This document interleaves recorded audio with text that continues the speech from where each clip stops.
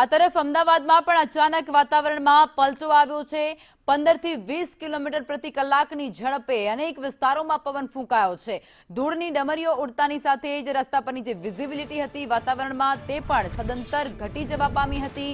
રસ્તા પરથી પસાર થતા તમામ વાહન ચાલકો જે છે તેમને પણ ક્યાંક મુશ્કેલીનો સામનો કરવો પડ્યો હતો, કારણ કે ક્યાંક જે બેનરો લગાવવામાં આવ્યા હતા, હોર્ડિંગ્સો, તે પણ ક્યાંક ધરાશાય થયા છે અને તેને જ કારણે રસ્તાઓ પરથી પસાર થતા લોકોને ખાસ મુશ્કેલીનો સામનો કરવો પડ્યો હતો। અને આ જ મુદ્દે અમારા સંવાદદાતા દિવ્યા અમારી સાથે જોડાઈ ચૂક્યા છે। દિવ્યા, તમે અત્યારે કયા વિસ્તારમાં ઊભા છો અને ત્યાં અત્યારે કઈ પ્રકારની સ્થિતિ છે? કારણ કે વહેલી સવારથી જ અમદાવાદના ઘણા જ વિસ્તારોમાં વાતાવરણમાં પલટો આવ્યો હતો અને ભારે પવન પણ ફૂંકાયો હતો। લખમાં અત્યાર સુધીમાં અમદાવાદ શહેરમાં ગરમીનો સામનો કરવો પડતો હતો, જ્યારે સવાર દરમિયાન પણ ઉકળાટ રહેતો હતો।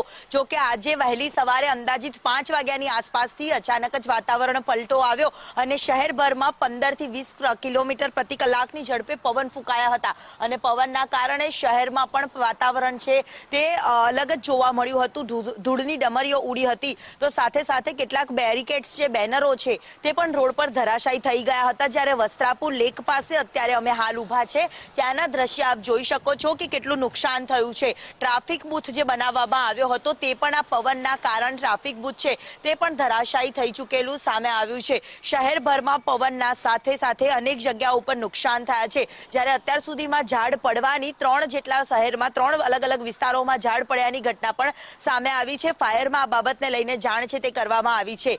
15 થી 20 કિલોમીટરની ઝડપે આજે પવન શહેરમાં ફૂંકાયો, ધૂળની ડમરીઓ ઉડી, એટલે વહેલી સવારથી અચાનક જ વાતાવરણમાં પલટો આવ્યો હતો।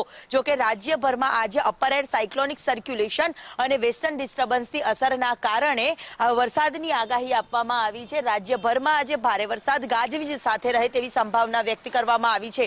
જ્યારે એકાએક આવેલા પવન અને વાતાવરણના પલટાના કારણે અત્યારે હાલ જે અહીંનો રસ્તો છે તે એક તરફનો બંધ કરવો પડે તેવી સ્થિતિ અત્યારે જોવા મળી રહી છે। શહેરમાં રોડ રસ્તા ઉપર પણ પવનના કારણે નુકસાનીના દ્રશ્ય પણ સામે આવી રહ્યા છે। જ્યારે હજી પણ આજના દિવસે ભારે પવન રહેવાની પણ સંભાવનાઓ છે, જે હવામાન વિભાગ તરફથી પણ વ્યક્ત કરવામાં આવી છે।